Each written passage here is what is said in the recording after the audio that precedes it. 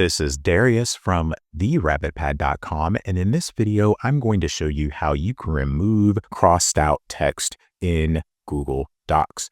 Here I have a document and the first couple of sentences are crossed out. If you want to learn how to cross out text in Google Docs, click that card above or the link in the description. What if I don't want my text to be crossed out anymore? This is what you do. You highlight the text that you want to change, then you go to Format, then you go to Text, and then you click Strike Through.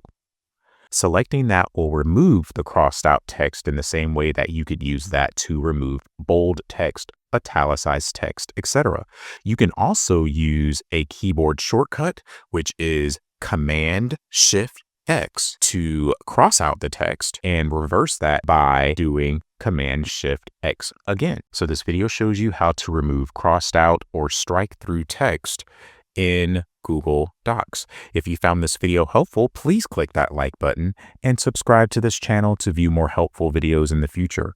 Also, please be sure to visit my website at therabbitpad.com.